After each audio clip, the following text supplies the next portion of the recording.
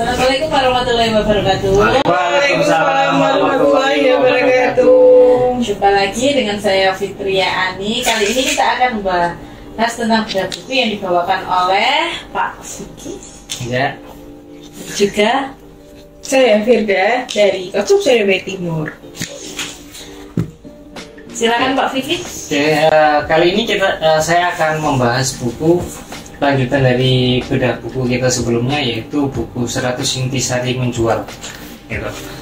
Kita akan lanjutkan bahasan dari bedah buku yang sebelum-sebelumnya. Saya akan membahas tiga topik ya. Yang pertama, penjual mewakili produk yang dijualnya. Seorang penjual dan produk yang dijual adalah hal yang tidak dapat dipisahkan. Biasanya sebelum membeli suatu barang, pembeli akan terlebih dahulu melihat siapa yang menawarkan produk tersebut. Jadi penjual itu mewakili produk yang dijualnya. Jadi sebelum kita menjual, kita harus paham dulu ya tentang produk-produk yang akan kita jual. Karena kita yang akan mewakili produk itu. Karena produk itu kan nggak bisa ngomong, ya. Produk itu nggak bisa ngomong. Jadi kita yang harus menjelaskan tentang produk itu. Kalau itulah pentingnya produk knowledge. Kalau kita nggak tahu produk knowledge, ya kita nggak mungkin bisa ngejual barang itu. Contohnya, ada kita jual gelas misalnya, kita nggak tahu nih. Ini gelas ini fungsinya tahu lah ya buat minum ya, fungsi gelas ya. Maksudnya ini bahannya dari apa, keunggulannya apa, ketika kita beli ini apa yang kita dapatkan, keuntungan apa yang kita dapatkan. Nah itu harus dipelajari semuanya, karena produk itu, gelas itu tidak bisa menjelaskan ke customer, ke calon pembeli. Kita yang harus menjelaskan gitu loh. Kita yang harus menjelaskan. Jadi kalau kita tidak tahu barang yang kita jual, kita bakalan susah. Kita mau gimana? Mau menawarkan barang ini, sedangkan kita tidak tahu barang ini. Contohnya di sinilah, misalnya saya itu nggak tahu printer stroke dengan tipe misalnya TMP58, misalnya gitu. Pasti saya nggak bakal berani menawarkan barang ini ke orang. Karena saya aja nggak tahu. Nggak pede ya? Iya, nggak pede, nggak tahu barang ini seperti apa. Menawarkan, apalagi kalau ada orang yang nanya, Pak ini barang ini seperti apa? Waduh, udah malah grogi semuanya gitu. Kalau barang itu bisa menjelaskan dirinya sendiri, itu masih oke lah ya. Oke ya. Aku itu seperti ini, aku seperti ini. Nah, karena barang yang kita jual tidak bisa menjelaskan dirinya sendiri, jadi kita harus menjelaskan itu kepada. Jadi produk itu penjual itu mewakili produk yang dijualnya. Kalau kita tidak paham dengan apa yang kita jual, kita bakal susah untuk menjual barang itu. Kemudian yang kedua adalah penjual harus memahami produk seutuhnya. Ini masih berkaitan dengan yang tadi. Seutuhnya itu yang dimaksud adalah bentuknya seperti apa, fiturnya apa aja, kualitasnya seperti apa, kemudian keawetan produknya seperti apa.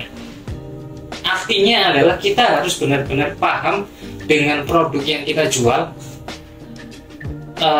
dengan pertanyaan-pertanyaan yang kemungkinan akan ditanyakan oleh calon pembeli itu. Jadi ketika kita bisa menjawab semua pertanyaan calon pembeli itu, artinya kan pembeli itu percaya gitu, bahwa memang barang ini nih yang kita butuhkan. Makanya juga seorang sales itu juga harus punya skill persuasif ya, skill persuasif yang harus mengarahkan untuk mengikuti apa yang kita bicarakan gitu. Mengikuti yang itu. Kalau kita tidak tahu mengenai produk tersebut, ya agak susah orang mau percaya dengan itu. Jadi itu itu yang kedua. Yang terakhir, yang ketiga, siapakah pesaing saya? Ini ada 4 dong. Ini sama ini. Enggak, ya, yang ketiga ini siapakah pesaing saya? Nah, ini juga perlu diperhatikan juga, bahwasanya kita melihat pesaing-pesaing kita itu juga perlu. Misalnya kita jualan air mineral Aqua, kita juga perlu tahu air mineral ini seperti apa. Gitu. Karena tidak banyak juga customer yang membandingkan produk kita, tapi kita nggak bisa menjawab. Duh, nggak tahu ya Bu ya, saya nggak pernah pegang ini. Nah itu kita jualnya Aqua, saya nggak pernah jual ini. Nah itu akan jadi blunder besar. Yang awalnya penjual itu sudah 50% dengan produk yang kita tawarkan, karena dia mau menguji kita atau menguji barang yang kita jual dengan produk lain, tapi kita nggak tahu.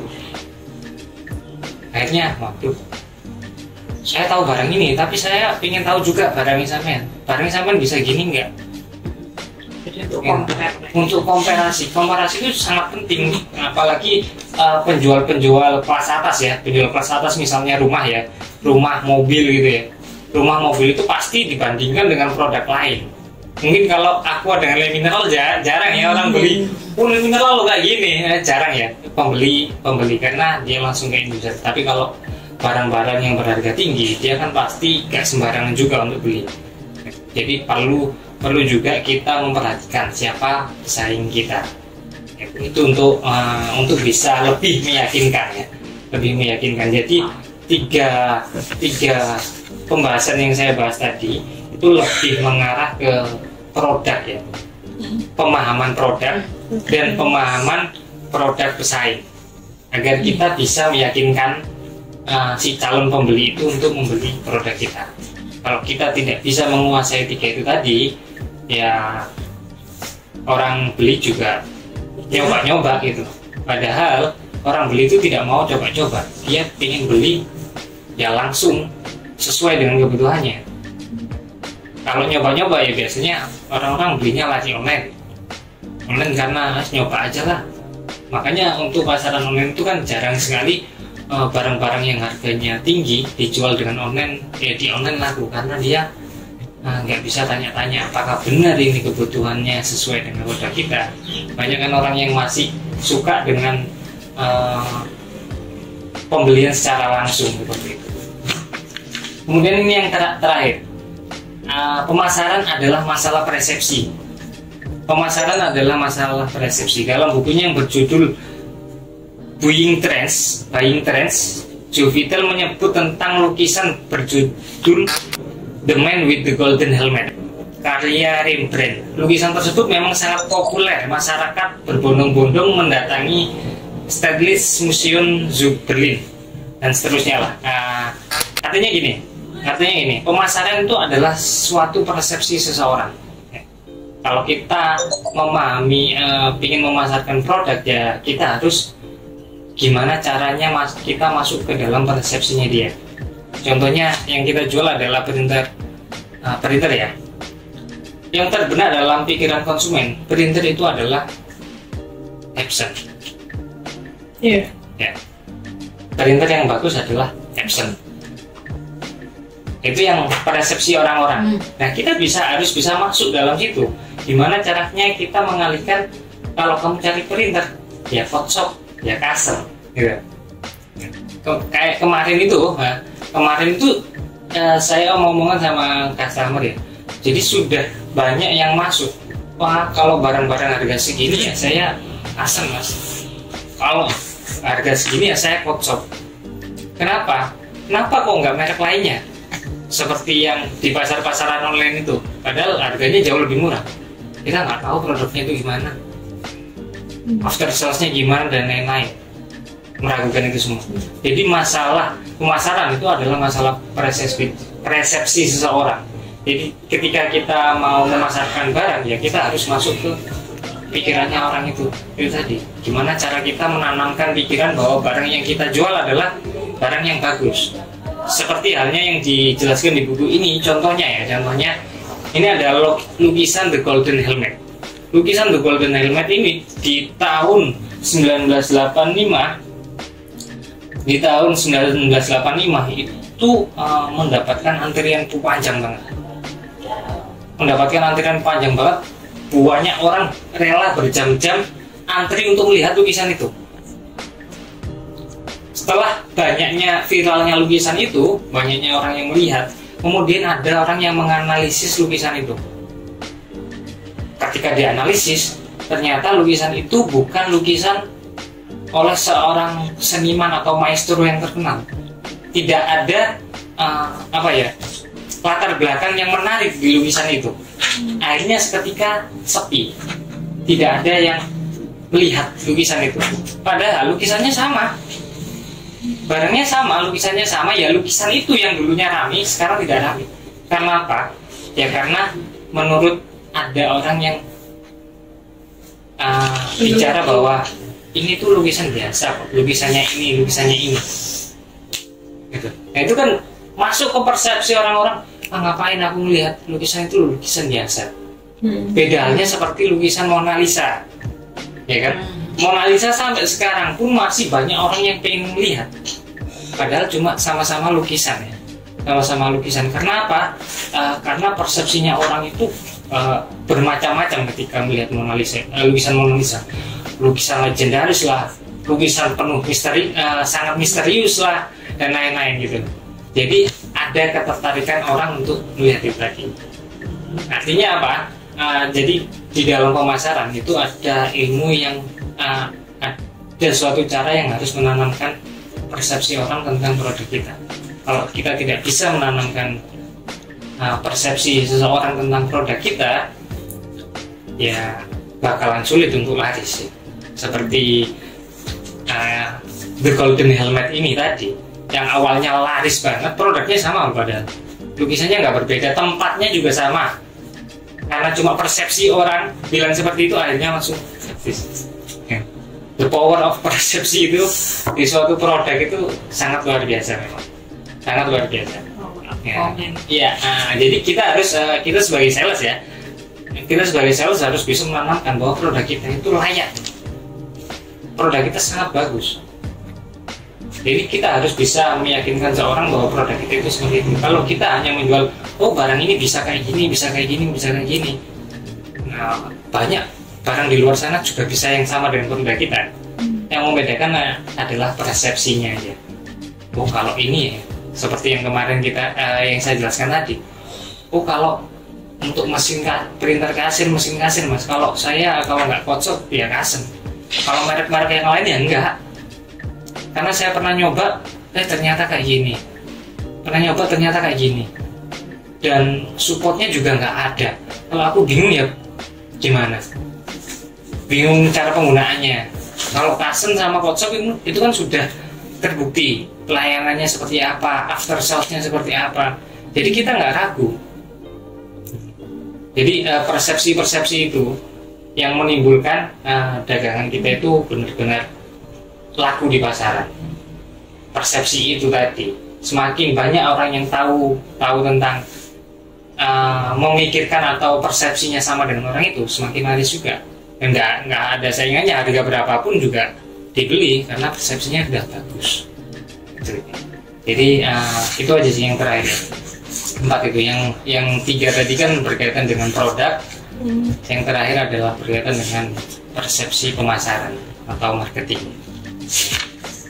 Saya mau bertanya sedikit ya Pak Vicky. Jadi kan itu ada 4 pembahasan ya yang udah kita bahas.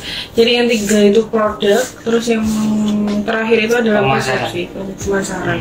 Tapi kalau menurutnya Pak Vicky nih, antara terkait persepsi orang kan kita juga nggak bisa nuntut seseorang buat mandang produk kita itu seperti apa, kan itu pandangan orang-orang gitu. Nah, cara bisa meyakinkan seseorang bahwasanya ganti persepsi gitu dari orang yang awalnya printer ya harus merek kocok ke yang misalnya printer yang harus yang merek Epson gitu. Tapi kita jualnya harus laku yang merek kocok atau yang Kasen. Itu kan mengganti persepsi seseorang gitu. Nah itu gimana? Yang paling ampuh? Yang paling ampuh yaitu tadi sales harus bisa melakukan atau bisa menguasai skill persuasif. Skill persuasif itu seperti apa sih? Jadi skill persuasif itu kayak membaca pikiran orang. Jadi persuasif itu kayak mengarahkan pikiran orang. Benar, bisa iya. mengarahkan itu Mengarahkan persuasi. pikiran orang. Dengan- Sama halnya kayak gini loh, sama halnya kayak gini. Orang itu nggak benci presiden misalnya ya. Terus ada yang mempersuasi, wih presiden itu kita yang gini, akhirnya dia kepancing.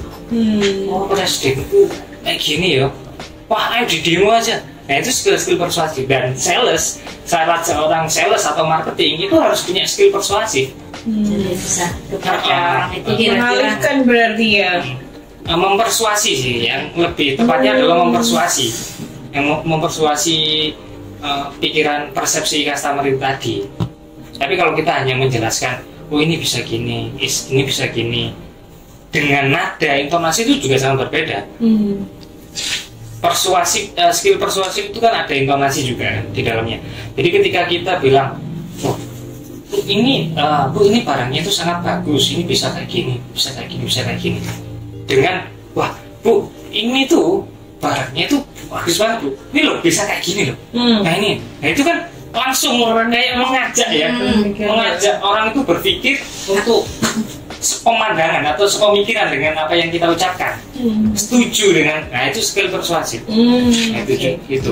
Jadi kita harus bisa mempersuasi customer kita. Nah, itu sangat penting juga, itu sangat penting untuk strategi pemasaran ya. Karena ketika kita tidak bisa menguasai skill persuasif, ya orang beli ya hanya karena dia mungkin sekedar suka aja, tidak tertanam dalam pikirannya, tidak tertanam dalam pikirannya bahwa barang kita itu memang benar-benar bagus. Wah, paling dia customer mau beli ya karena memang butuh aja, gak ada yang lain udah. Gitu. Masalah persepsi. Persuasif, skill persuasif. Kalau dari saya sih mau nambahkan aja, jadi sebenarnya tuh kayak kita harus benar-benar menguasai product knowledge kita, karena dengan menguasai product knowledge kita bisa memberikan edukasi ke customer kayak gini. Dan product knowledge itu juga menambah rasa percaya diri kita. Benar. Jadi kalau kita pede dulu dengan diri kita bahwa kita mampu menjelaskan ke customer ini kemungkinan besar mereka akan percaya dan ngambil di kita.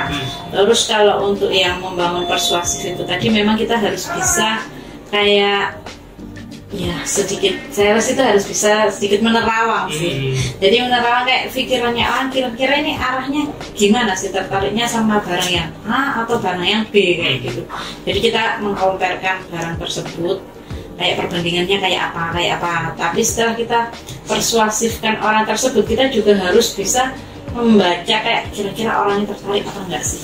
Kira-kira buang-buang waktu enggak sih persuasifin orang ini, atau jangan-jangan mereka hanya sekedar tanya-tanya, tapi kita menelantarkan prospek yang lebih besar daripada menjawab pertanyaan-pertanyaan kecil dari kayak gini. Jadi istilahnya itu kayak sales itu harus punya apa ya, kemampuan untuk membaca pikiran seorang dalam, ya bukan dukun ya. Iya betul.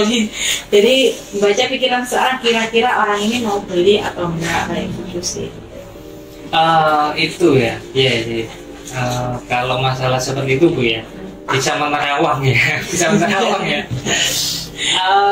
Kalau menurut saya itu mungkin kalau cewek kan punya kepekaan ya, dan yang terkenal cowok itu tidak peka. Nah, jadi kalau saya agak tidak setuju dengan itu karena saya ngerasa cowok itu nggak peka, nggak bisa nerawang itu. Jadi kita cowok ya, atau saya itu mengandalkan dengan pertanyaan Bu, pertanyaan. Jadi dengan pertanyaan kita bisa tahu bahwa orang itu benar-benar serius cari nggak sih, benar-benar tertarik nggak sih, atau bisa juga dengan pertanyaan-pertanyaan kita bisa tahu jawabannya dari orangnya itu arahnya ke barang A. Oh, jawaban dari orang itu arahnya ke barang B. Jadi kita menawarkan barang yang sesuai dengan jawabannya tadi, gitu. Karena kalau main perasaan ini cowok kurang kurang peka ya. Nah, beda kalau cewek kan sangat wah ini gini nih. Jadi itu kebanyakan terjadi loh. Nggak tahu kenapa sensitivitas kepekaan cewek itu luar biasa banget. tanpa bertanya dia sudah tahu. Tahu maksudnya. Iya sih, iya gitu. Jadi nggak gitu juga kalau misalnya cewek itu bisa nyimpulin tuh juga dari pertanyaan-pertanyaan. Jadi kayaknya dia ditanya-tanya dulu terus jawabannya kayak apa, jadi di situ baru dia bisa nyimpulin kayak tadi nggak terawang. Kalau itu Bu, itu tergantung produk knowledge kita. Kalau kita bisa tahu jawaban customer itu seperti apa, jadi kita bisa mengatakan oh ini cocoknya dengan ini. Itu kalau kita tahu produk knowledge ya itu seperti itu. Tapi kalau kita tidak paham dengan produk knowledge kita, kurang produk knowledge kita kurang, ya kita tidak bisa, bingung meskipun kita udah tanya beribu-ribu, kayak bingung barang apa ya yang sesuai ya, saya juga bingung. Itu juga balik ke produk knowledge-nya lagi sih.